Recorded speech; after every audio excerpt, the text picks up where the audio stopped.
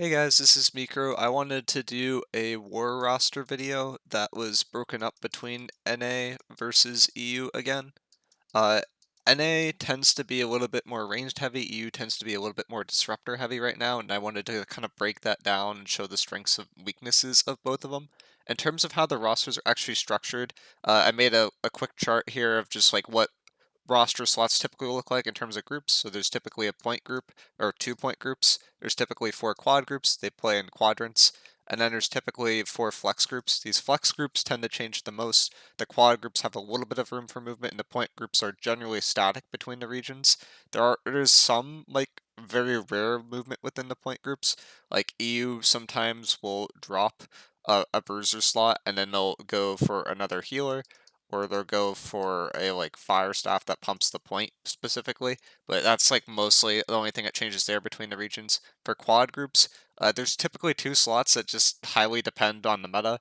Like right now, we typically run like Spear Ice Gauntlet in one of these slots, and then another one's usually a BB-IG or a BB Fire Staff or some sort of kind of disease-oriented BB build that kind of peels the backline a little bit.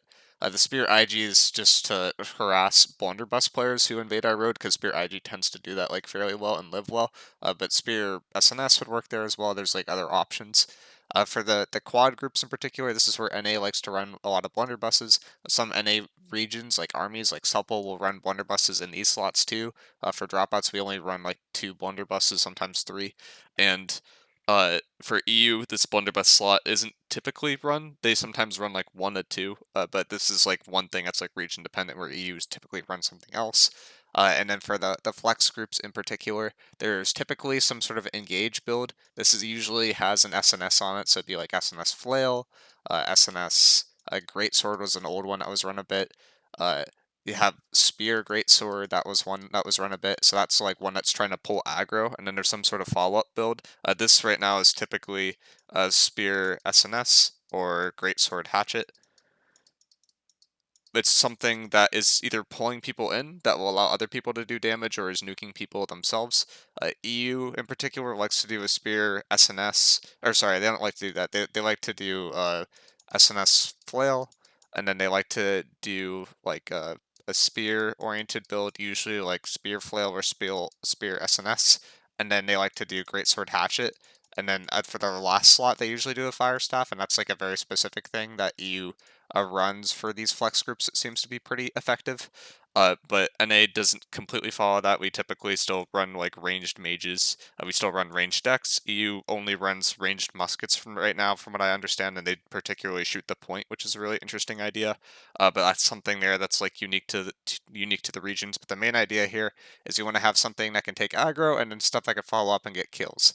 We like to run like a grouper oriented build that's a little bit different from an engager, so it's more for those giant fights. It tends to do a little bit better. So I just think of like Great Axe Warhammer, or like the Abyss Fire Staff like build. Like that's a build that like works there pretty well. And there's a few others that we've run in the past that tends to work well for that slot. And then the rest we do like Engager Follow Up, Engager Follow Up. We still run ranged mages. These are typically Fire Staff Blunderbuss. It's not a great S Fire Staff BBs. They tend to be pretty effective for these range mage slots. And then for the range decks from an NA side of things, we like to just do bow rapier mostly. We don't run musket. We don't really believe in musket too much. EU tends to believe in musket, but they have their muskets particularly shoot the point and try to kill people on point, which is a very different way of playing. But they typically run like less range than NA does, and most of these slots, all the bruiser slots, uh, for the most part, are in medium. There are some people that run heavy, but it's a little bit off meta. The VG slots are all in heavy. Well, basically everything else is in heavy. So everything else is in heavy except for bruisers, and ranged builds are light, and healer builds are also light. So that's like the main idea. The blunderbuss, for example, would either be light or medium, because it's kind of between a bruiser and a range. I can kind of go either way. But there's a lot of heavy right now. There's not a lot of other builds that are in heavy. and that's just kind of dependent on the meta in particular, but that's the one that we've seen since the rosters have changed for the artifact meta. So I want to get into like a war plan here from an NA side, and then I want to go to like an EU side here and kind of compare and contrast it. From an NA side of things, from a dropouts, supple, egoed, heaters, 15k, we all kind of do the same raid plan, JDB, all those like top 6 companies in NA all basically follow this raid plan to some degree. There is some variance when you get to fort, but before the fort, it's all very, very similar. So usually there is sort of a free point in NA. So usually there's 1 to 5 people that go to the cap that free point. People sometimes will rotate off that free point early to get to B if it's uncontested, or they'll just keep people on there so it caps a little bit faster. The rest of the people go out from B. Usually there's an early split that is called within the first 60 seconds to 2 minutes. There's usually a split called, and that's where basically everyone from B runs off to C. You have the people that were on the other point come in, and there's some people that stay behind on B. The amount that stay behind and go to C depends on the actual war itself. It tends to differ a little bit. Typically for the C rotate, we send between 35 and 40 people, and then we keep the rest on B, so that would be like 10 to 15 left on B. So that B turns into like a small fight, and that C point turns into the very large fight. Supple tries to do the same thing. Ego tries to do a similar thing, although they didn't really do that last war. And Heaters typically does the same thing. 15k tries to do the same thing, but isn't as good at it. So every like major company with NA kind of does this, where they do a split early. And then the idea is once you get that split off, that's going to pull the defenders. The defenders have to react. They tend to lag a little bit behind the attackers who will get there first. And then you send your respawns back to B, so the defenders basically have to ping pong. It's very hard to ping pong effectively.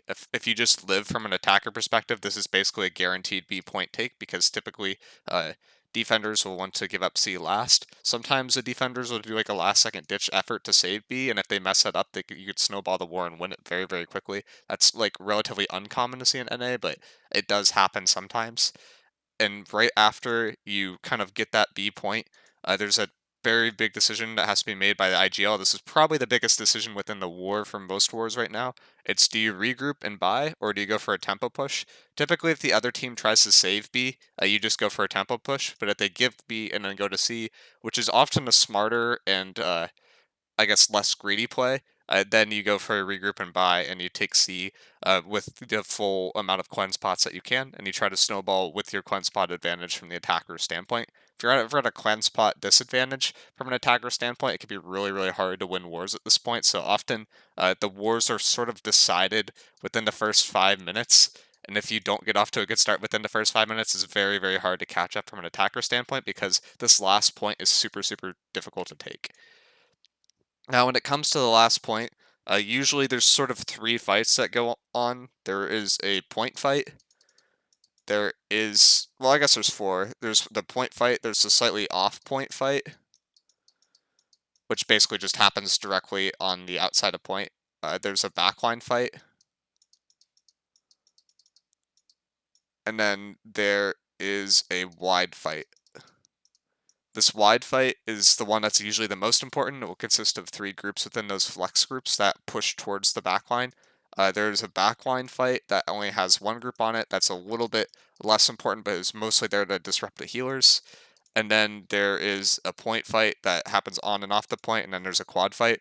The point and the off point fights tend to help each other, so both of these groups kind of help each other a bit, and the backline and wide fights tend to help each other. There's sometimes also where the like the off point group will help the backline group, and you'll kind of go into there. And same thing with the point at times, but that's a little bit more rare. So typically, like, these groups are trying to help each other, but they're also just trying to win their zones.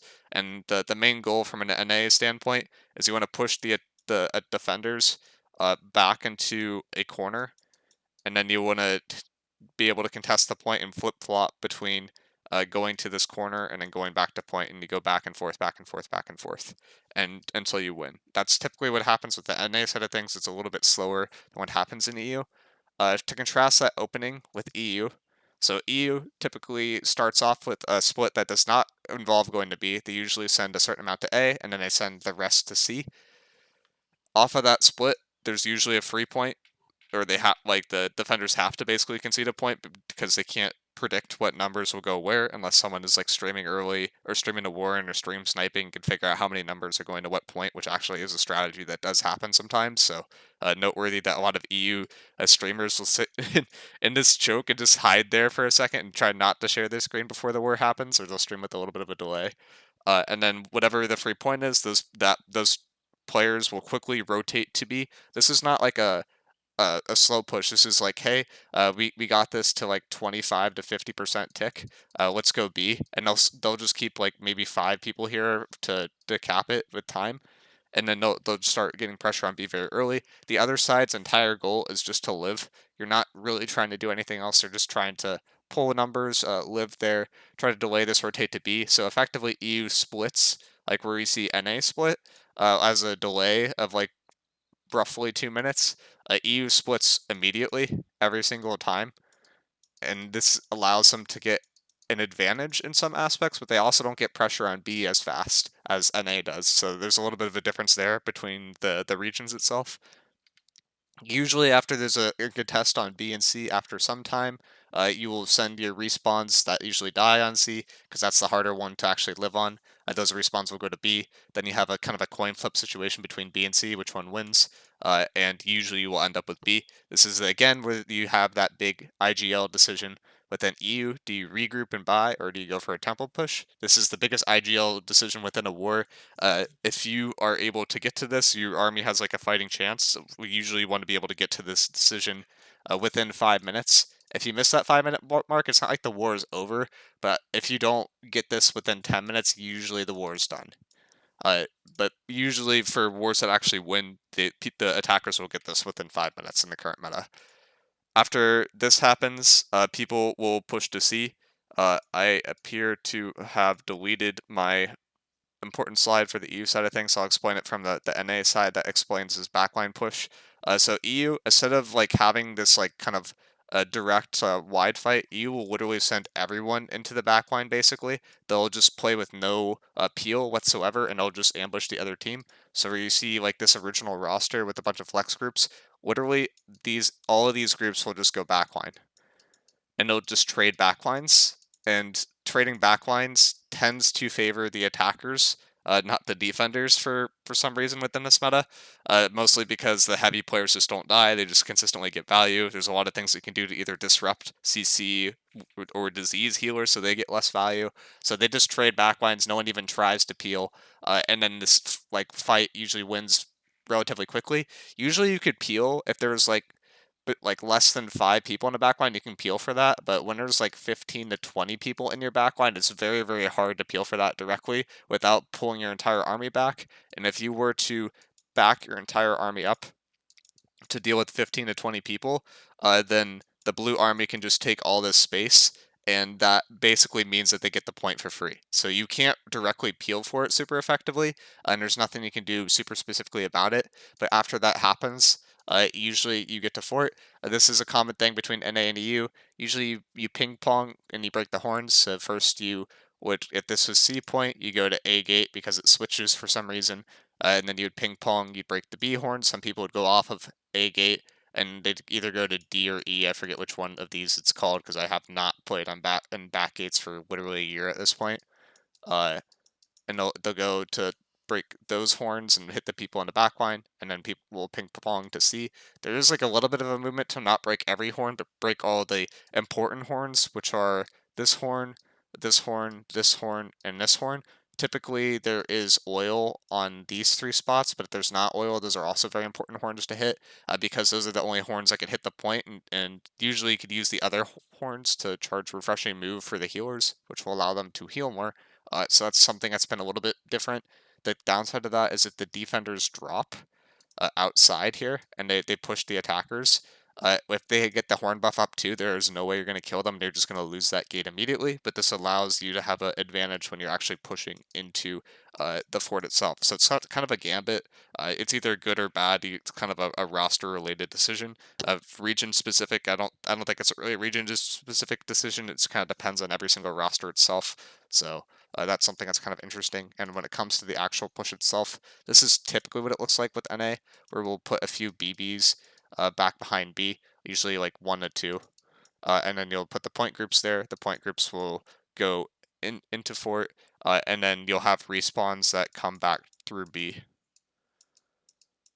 They don't typically go to the side gates because it's too long of a rotate, so we do a little bit less and be off the rip, and then people reinforce there. So this push looks something like this. Sometimes they'll bring a group from the side gates to also push through B. This is a sometimes thing. Doesn't happen every single time, but when it happens, it's usually pretty effective. And then your entire goal is just to get to the point. There's not much fighting outside of the point. It's just like every single group's immediate response is, hey, I need to get to the point. Because of the flail, this is really, really easy now. I would say fort is easier than the C push itself. And that C push is like the hardest thing for most rosters right now. I think the EU strategy tends to be more effective within practice, but it's also like kind of cheesy to just send 20 heavy players into the other team's backline, but that's just what happens in EU, and it works pretty well. In terms of the EU side of things, how Fort Fight actually works, EU tends to just default to stacking B versus NA will do a rotation to stack B. They'll stack one gate a little bit heavier. They'll put less people on the back gates. Like NA usually does 2 to 3 groups on these back gates. EU will just do one. That one group is just disrupting people here. Sometimes I've seen it, they do too, but it's usually not. And they're also just playing to basically stack B point. They just don't have this angle coming in from the gates as much, and they just have a group up here that's just harassing healers. So that's something a little bit different. I hope this is helpful for like those kind of newer companies that are trying to get into that war space. But the most important thing I think is your off the rip strap, what you do, and if you're actually able to live and kill people. If you're not able to kind of live and kill people, you won't really be able to win the war with one of these off the point kind of uh, 50-50 strats. But if you're able to effectively live, protect your healers somewhat, or trade the other team's healers, you'll be able to do this very effectively. The main thing I see that people lack right now is they try to protect healers too much. Uh, you can't really protect the healers. You need to trade. The problem is if you're a newer company, the healers that you're trying to trade into are going to be better protected. They're going to be better at the game. No offense to people that are not as new to the war scene, and just in general harder to kill. So it's very difficult to trade, but that's like kind of what you have to do right now because heavy is so dang difficult to kill, especially when it's being healed. So you kind of need to get pressure on other team's healers. There's kind of a 50-50 matchup there. It's whatever whoever's healers can live the longest tends to win. Sometimes you'll peel for your healers, but usually it's no more than like a stun or some sort of CC effect, because if you try to be there for too long, the healers are just not going to get a lot of value. The other thing that is a little bit region specific that NA likes to do that's like kind of interesting that I want to point out is sometimes NA will send BBs into the other team's backline. If these BBs go undetected, they can effectively just terrorize the other team's healers completely, and they can basically just win a war straight up. The counter to this is usually you will either send like a flail group to peel, or like just a few flails, or you'll have the healers just move away from the BBs because BBs tend to be slower than other classes. So that's something that's a little bit interesting there. That's also region specific. If you guys like this video, please leave a like because it lets me know if I should be making more of these videos, and please subscribe if you have not done so already, and I'll see you in the next one.